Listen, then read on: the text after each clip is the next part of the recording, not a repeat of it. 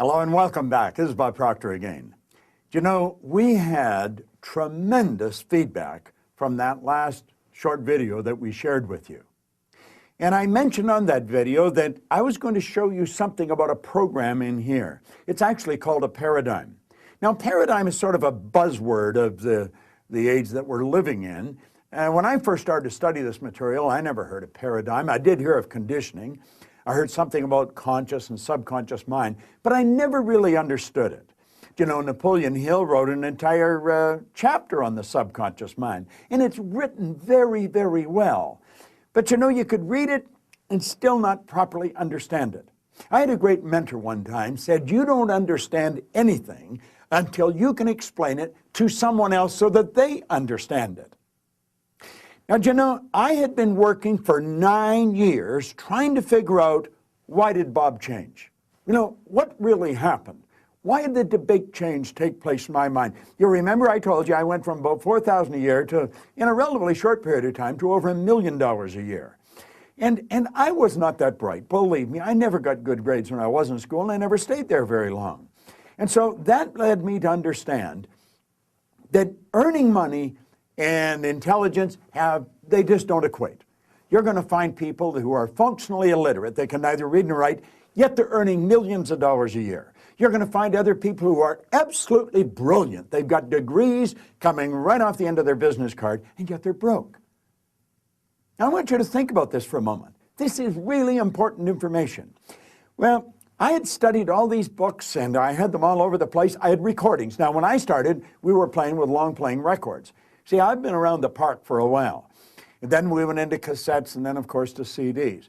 Well, I had a great library of all this material, and study, but I still didn't understand. I didn't understand why I changed. I couldn't get the picture. And then I met a man in a seminar. I heard about him first. I was living in Chicago. I was working at Nightingale Conant at the time. And somebody told me about a man that was running a seminar in Vancouver, British Columbia. Bang, I jumped on the plane and away I went. And I spent a couple of days there. This guy was so good. The second he opened his mouth, I knew he knew what he was talking about.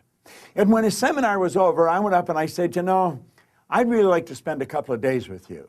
I remember him looking at his watch, and he said, I'd probably like to spend a couple of days with you, Bob, but he said, I've got to catch a plane.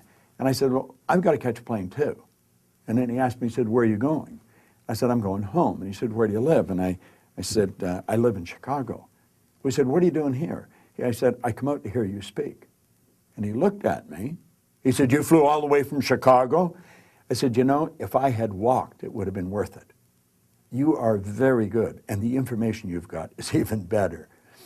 And he said, well, look, and I'm not going to be in Chicago anytime in the near future, but he said, I am going to be in Toronto in a couple of weeks.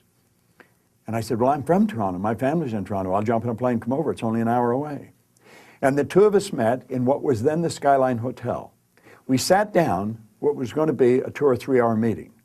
We were there for 3 days. And he shared something with me that literally changed my whole concept.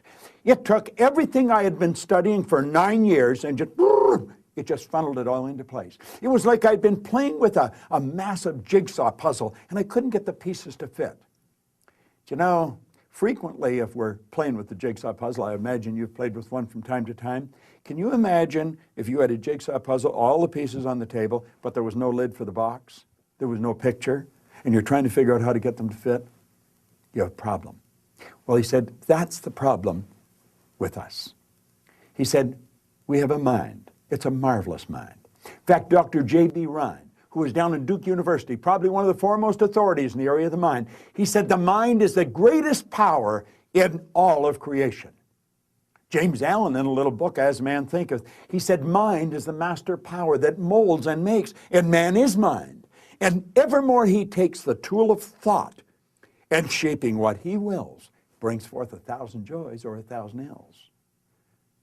He thinks in secret, and it comes to pass. His environment is but his looking glass. Now he said, Bob, you think simultaneously on 3 planes of understanding. I said, yeah, I know that. He says, you don't know that. He said, if you know that, you wouldn't be asking the questions that you're asking. And then he smiled. See, what he did, he wanted to get my attention. He said, you're a spiritual being, you have an intellect, and you live in a physical body. You're a triune being. You live simultaneously in 3 planes of understanding. Now, what you've got to understand is how to get those parts of you all lined up. Do you know that's called integrity? When your thoughts, feelings, and actions are all in sync. You say, well, isn't everybody like that? No. A lot of people are thinking one thing, feel another, and then doing another. There's no coordination. It's not lined up inside. Why? Because we're not taught how to line it up. Do you know there's a psychiatrist in Florida? If you went to my website, you go to bobproctor.com and wander around, you'll find it somewhere. His name's Dr. John Mike. He's a leading psychiatrist, child psychiatrist.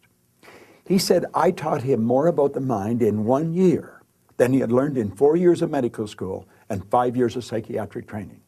His wife, Susan, is also a psychiatrist. They were blown away when I shared with them what I'm about to share with you. Now, the man told me, he said, listen, there was a doctor in San Antonio, Texas in 1934, Dr. Thurman Fleet. And he said he was very into the healing arts. He was into the holistic health. He wanted to heal the whole person. And he said, you know, we've been treating people physically, but he said when you treat them physically, you're treating a symptom, you're not treating the cause of the problem. We do that with our balance sheets. We're trying to change our finances when we're not treating the cause of our finances. I looked at him, I said, what do you mean? Well, he said, you lack money, you're trying to change your income. You don't change your income by changing your income. You change your income by changing something inside. Your income is an expression of what's going on inside. Just the same as there's disease in the body, it originates in the mind. Now, he said the problem is no one's ever seen the mind. The mind is not a thing. Mind is an activity. Now, most people, when you talk about the mind, they think about the brain. But the brain is not the mind any more than the fingernail is. You see, brain is an electronic switching station. As you activate brain cells, you alter the vibratory rate of part or all of your body. And as we activate the brain cells, we change our vibration, we change what we attract. But that's another story.